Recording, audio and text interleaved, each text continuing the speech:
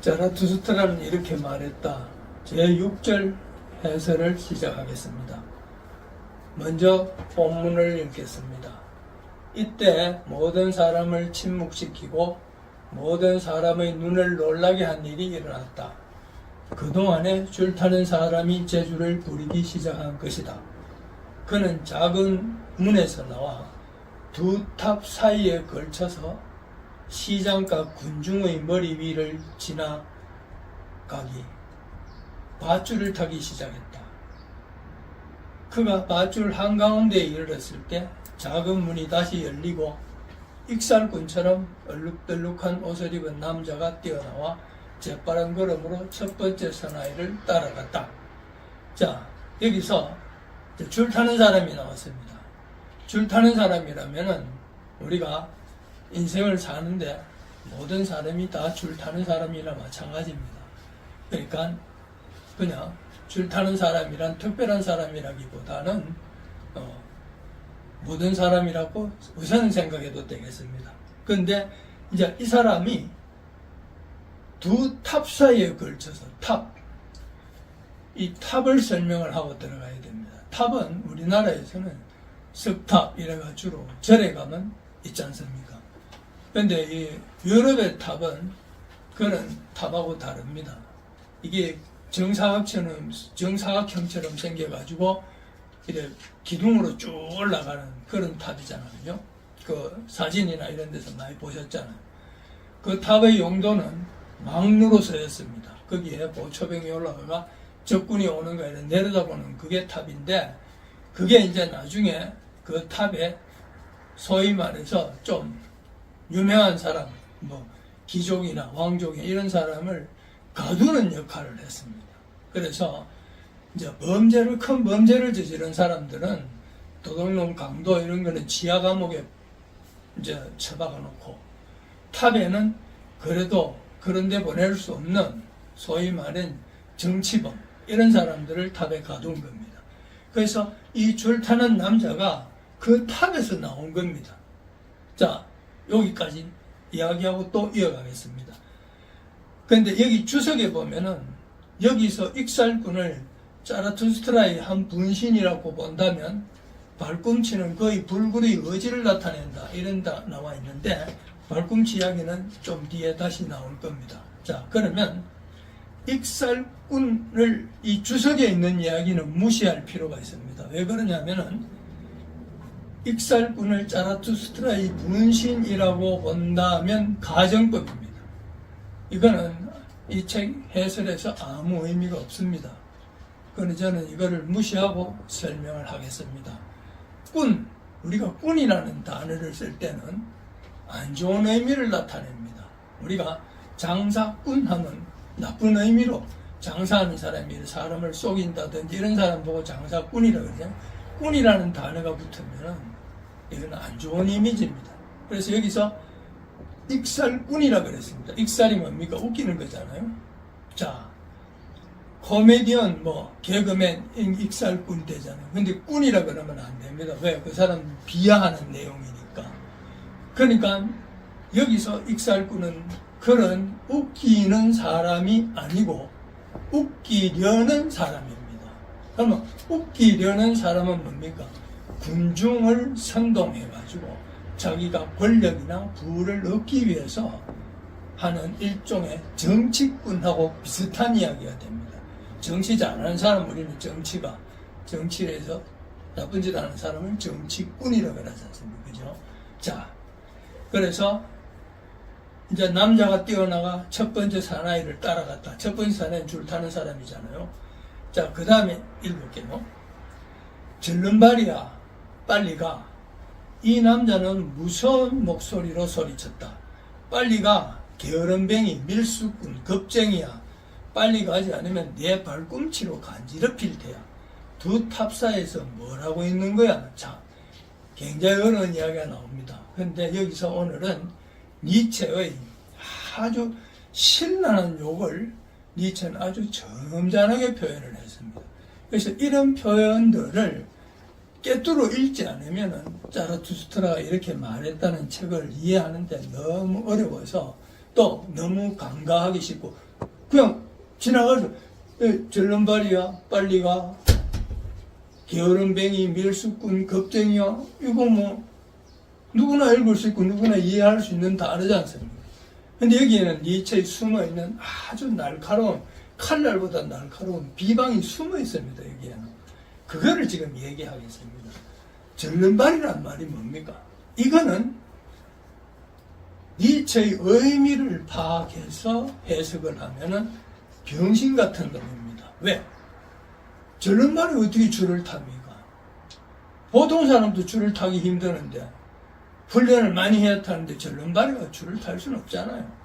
그래서 여기서 익살꾼이 줄 타는 사람 보고 절름발이야 한 거는 우리말로 표현하면은 우리 이 사람이 좀 시원찮고 그러면은 야 이 병신 같은 놈아 이러잖아.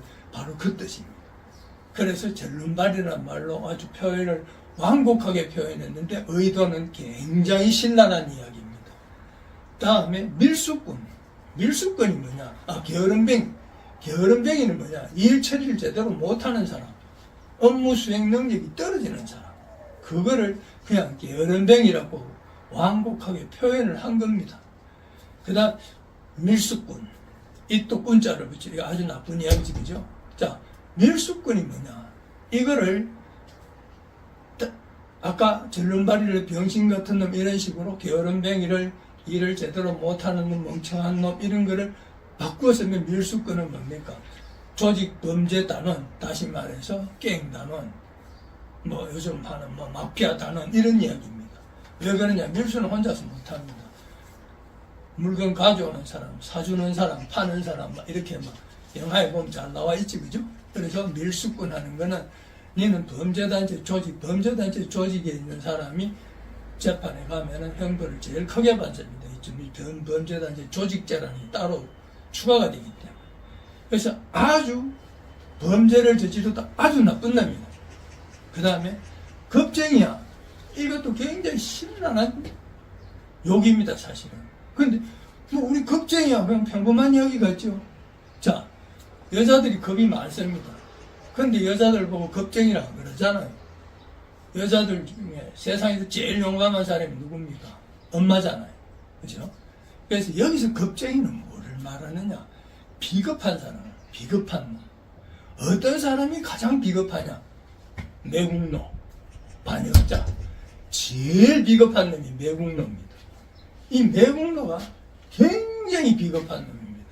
그래서 거기에 제가 울분이 차가지고 독보적 독립군이라는 일제시대에 그 아픈 비극을 무찌른 독립군 이야기를 쓰게 된 이유가 되기도 합니다. 자, 그러면 자 이제 다시 한번 절름발이야, 이 병신 같은 놈, 게으름뱅이야, 일도 제대로 못하는 놈, 그 다음에 밀수꾼, 이 흉악한 이것도 나쁜 놈, 도둑놈, 그 다음에 겁쟁이, 아주 비겁한 놈, 내국노 같은 놈, 얼마나 무서운 욕입니까? 이 무서움, 한 사람이 이걸 다 가져가는 무시무시한 욕입니다. 그거를 그렇게 막무가내 욕을 안 하고 아주 적당하게 이야기를 한 겁니다. 그러니까 이거는 읽는 사람이 알아서 읽을 수밖에 없습니다. 그래서 니체가 나는 모든 사람을 위해서 썼지만은 누구를 위해서 쓴 건 아니다. 그건 그 누구가 알아주라 이 말입니다. 그 누구가 알아주기를 바라고 쓴 겁니다. 제가 알아주고 여러분한테 이야기하고 있습니다. 빨리 가지 않으면 내 발꿈치로 간지럽힐 때야. 두 탑사에서 뭐라고 했냐? 이 밑도 끝도 없이 또 니체 특유의 표현법이 나왔습니다. 빨리 가지 않으면 발꿈치로 간지럽힌다. 여기서 주석에는 이 익살꾼을 니체의 한 분신이라고 본다면 발꿈치는 거의 불굴의 의지를 나타내는, 이거는 완전히 앞뒤 하나도 안 맞는 이야기입니다. 이 주석을 누가 다른지 모르지만 주석은 틀렸다고 봅니다. 자, 발꿈치로 간지럽힌다. 우리가 사람을 간지럽히면 손가락 끝으로 이렇게 간지럽히잖아, 그죠? 근데 발꿈치로 간지럽힌다. 이 발꿈치는 발 뒤꿈치하고 똑같은 말입니다. 발 뒤꿈치로 사람을 간지럽힌다면 정말로 아주 멸시하고 경멸하는 겁니다, 이 사람은. 진짜 인간 취급다는 건 생각해보세요. 누가 날 간지럽히는데 발 뒤꿈치를 옆구리 쿡쿡이 간지럽힌다고 생각하면 기분이 얼마나 나쁘겠어요. 그래서 이 익살꾼이 아주 이 줄 타는 사람을 정말 무시하기를 끝없이 무시하는 그 내용입니다. 자, 넌 탑 속에 남아있는 게 고작이야. 이렇게 이야기하는 겁니다. 널 탑 속에 가둬둬야 하는 건데, 아까 이야기했죠. 탑 속에 있는 거는 일종의 정치범. 그죠? 그러니까 이 탑 속에 있는 사람을 끄집어내가 줄타게 만드는 거는 이 익살꾼은 말하자면은 정치가고, 이 줄타는 사람은 이 사람의 조종에 의해서 움직이는 사람입니다. 줄타는 사람은. 그러니까 아슬아슬하게 줄을 타고 가는 거예요, 그냥. 이 익살꾼 이 사람, 이 정치가가, 쉽게 말하면 정치가가 한 사람, 쓸만한 사람을 찾아내가지고 이 군중한테 즐거움을 주고, 줄타게 만들고 군중한테 즐거움을 주고, 거기서 지는 뒤에 앉아 조종을 하면서 돈도 벌고 또 권력도 잡고, 이런 의미를 완곡하게 표현한 겁니다. 자, 그러니까 마음에 안 드니까 이제 너는 탑 속에 있어야 되는데 내가 괜히 끄집어내야 돼, 이 말이에요. 우리 뭐 그러면 이제 내가 니한테 일을 맡기면 안 되는데 괜히 맡겨가지고 일을 이 지경으로 만드느냐, 회사에서 그런 소리 많이 하는 사람 있죠. 자, 그 다음 줄에 읽을게요. 넌 너보다 뛰어난 사람의 자유로운 걸음을 가로막고 있단 말이다. 그러니까 이제 익살꾼 입장에 봐니 일도 제대로 못하는데 내 가는 길을 막고 있잖아요, 이놈이. 그 이야기잖아요. 자, 이렇게 말하면서 그는 점점 가까이 다가갔다. 그가 한 발자국 앞으로 다가섰을 때 모든 사람을 침묵시키고 모든 사람의 눈을 놀라게 할 무서운 일이 일어났다. 자, 그는 악마처럼 외치면서 그의 앞을 가로막고 있는 사내를 뛰어넘었다. 줄타는 사람을 줄타는 뒤에 와서 휙 뛰어넘은 거예요, 위로. 그죠? 자, 앞을 가로막고 있던 사람은, 이 줄타는 사람은 경쟁자가 승리를 거두는 것을 보자 허둥거리다가 밧줄을 헛디뎠다. 그는 장대를 놓치고 장대보다 더 빨리 손과 발을 허우적거리며 땅으로 밑으로 떨어졌다. 자, 보세요. 줄 타는 사람. 뒤에서 익살꾼이 뛰어와가지고 이 줄 타는 사람을 지금 줄 타고, 지도 줄 타고 왔잖아요. 그러다 줄 타는 사람을 뛰어놓고 앞에서 줄 타고 가는 거예요. 이 익살꾼의 재주는 이 줄 타는 사람보다 훨씬 더 재주가 뛰어난 사람. 그렇잖아. 뒤에서 줄 타는 사람 뒤에 쫓아와가지고 훌쩍 뛰는 거 앞에 다 줄 타고 가니까 훨씬 재주가 뛰어난 사람. 그러니까 뭡니까? 권력자. 권력이 이 사람보다 훨씬 강하고 이 사람을 조종할 수 있는 사람. 그 의미가 여기서 성립이 되는 거예요. 줄을 훨씬 잘 타는 사람. 그런데 이 사람이 휙 뛰어넘어가니까 이 줄 타는 사람이 중심을 잃고 장대를 놓치고 장대보다도 더 빨리 손과 발을 허우적거리 밑으로 떨어졌다. 이건 뭡니까? 무슨 뜻일까요? 장대보다 더 빨리 떨어졌다. 이거는 바로 이 익살꾼이 이 줄 타는 사람을 죽이는 거예요. 이게 살해하는 거예요. 지가 뛰어넘어가면은 줄이 흔들려가지고 떨어져 죽을 거라는 걸 알고 있고, 그래서 장대보다 빨리 사실은 생각해보면 줄 타는 사람이 긴 장대를 들고 줄을 타는 걸 많이 봤잖아요. 이 장대보다 사람이 먼저 떨어지면 이 거꾸로 떨어지는 거예요. 그 떨어져도 장대를 들고 있으면 그래도 장대로 땅을 꽂아가 어떻게 자기 몸을 보호는 죽지는 않아더라도 보호는 할 수 있는, 목숨을 살 수 있는 방법이 있는데 그 방법마저 없다는 거예요. 그냥 바로 죽을 수밖에 없다는. 그 익살꾼은 살해를 하고 싶은 의도가 있습니다. 차라리 이렇게 지 마음에 안 드는 놈을, 아까 비방을 많이 했잖아요. 시원찮은 놈이라고. 이렇게 마음에 안 드는 놈은 차라리 죽이는 게 낫다. 그래서 차라리 내가 직접 군중을 선동해가 권력을 내가 다 잡겠다, 이런 뜻으로 봐야 됩니다. 그래서 시장과 군중은 폭풍을 몰아치는 바다와 같았던 사람들이 막 흩어지고 그걸로 떨어지니까 서로 짓밟으며 도망쳤다. 특히 줄 타는 사람이 떨어지는 자리가 심했다. 그러나 자라투스트라는 움직이지 않았다.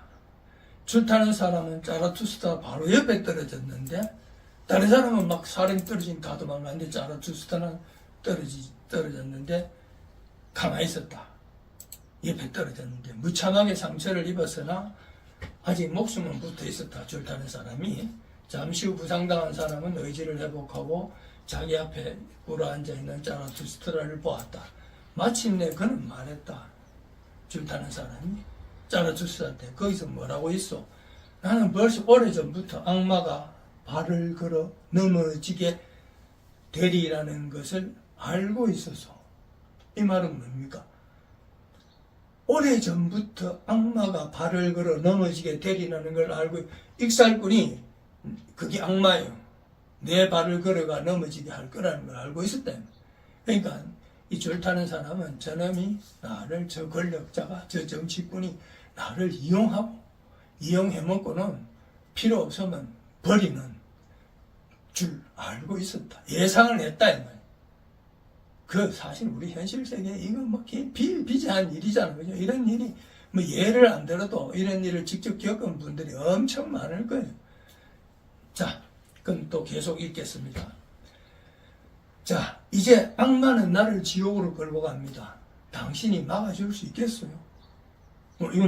이건 이제 자라투스트라한테 물어보는 거예요. 줄타는 사람이.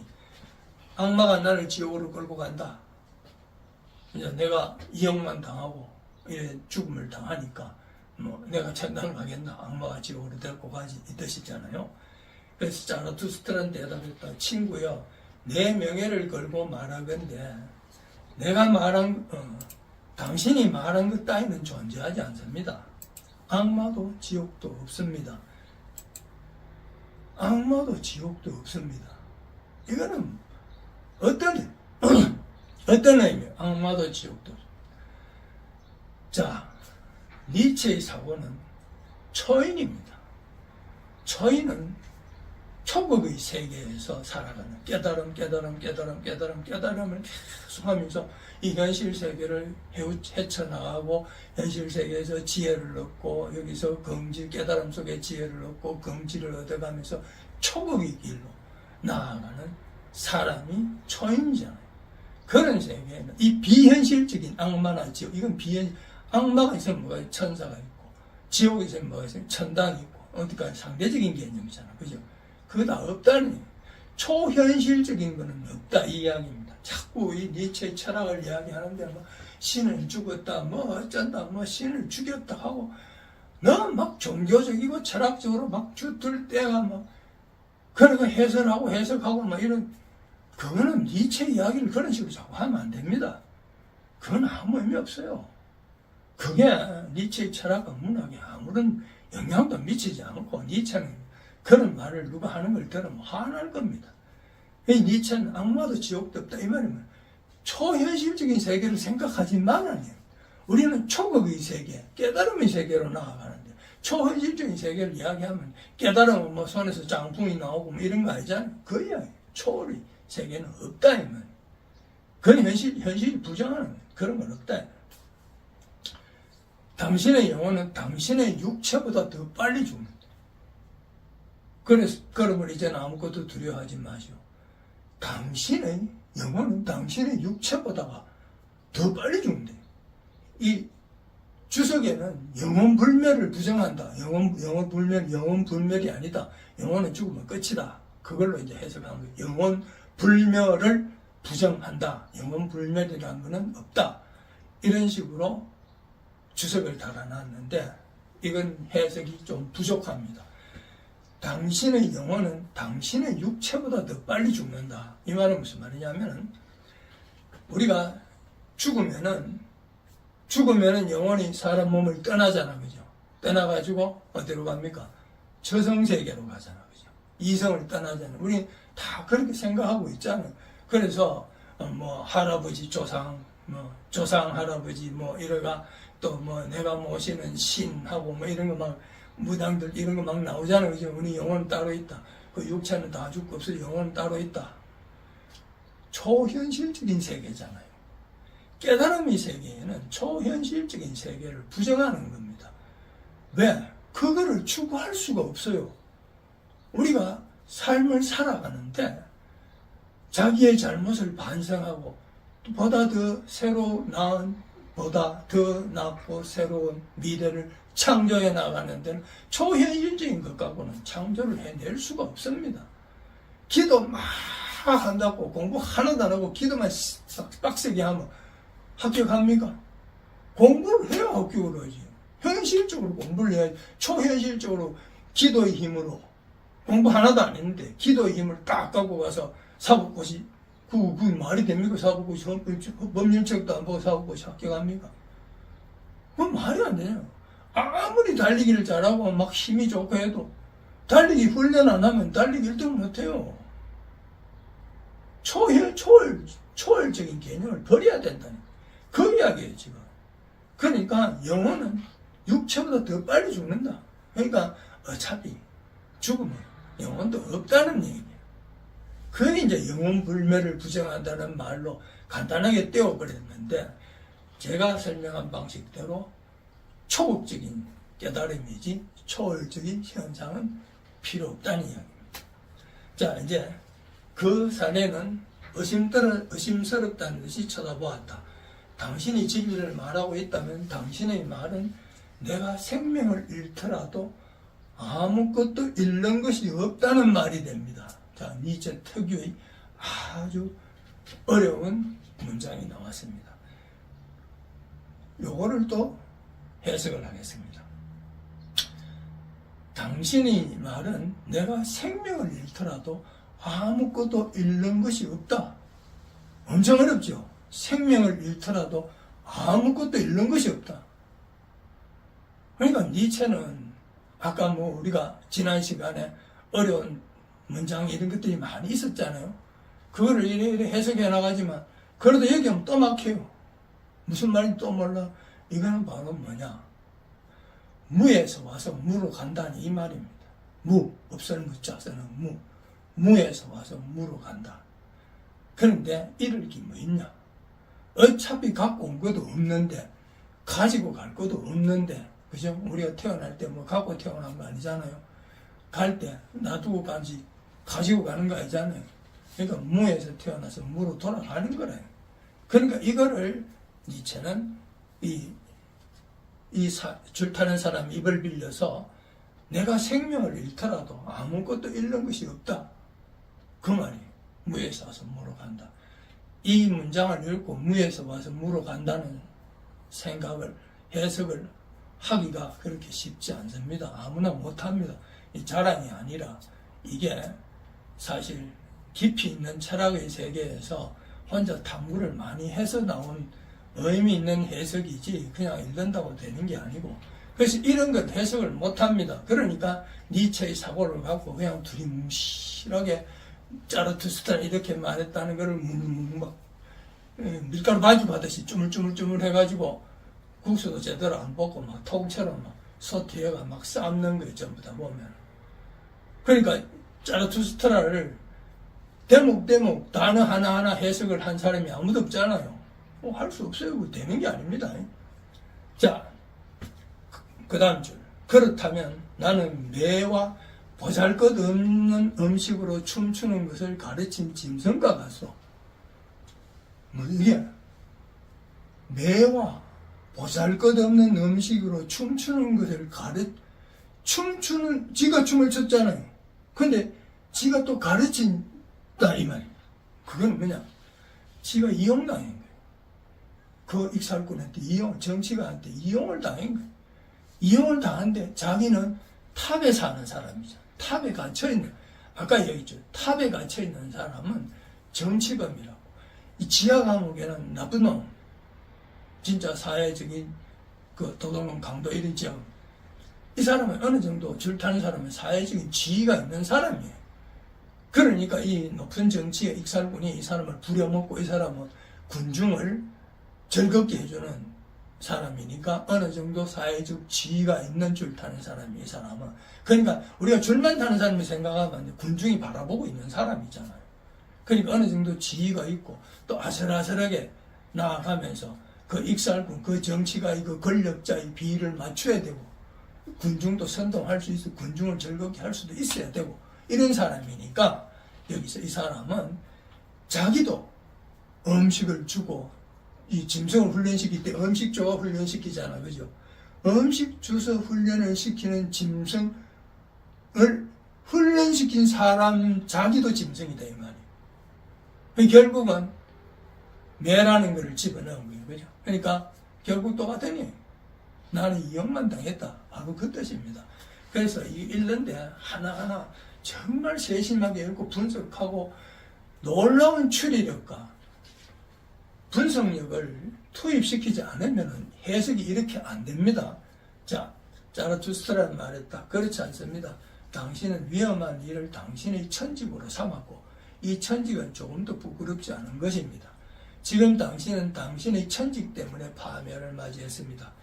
나는 손수 당신을 묻어드리겠습니다. 여기서 부끄럽지 않다는 것은 위로를 하는 겁니다. 이제 죽어가는 사람한테 니와 병신같이 그래 그할 수는 없잖아요.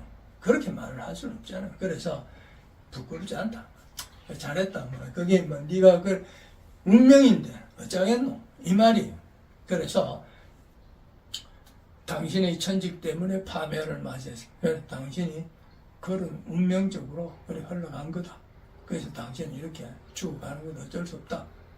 너무 그렇게 가슴 아파하지 마라. 그래도 내가 잘 묻어주겠다.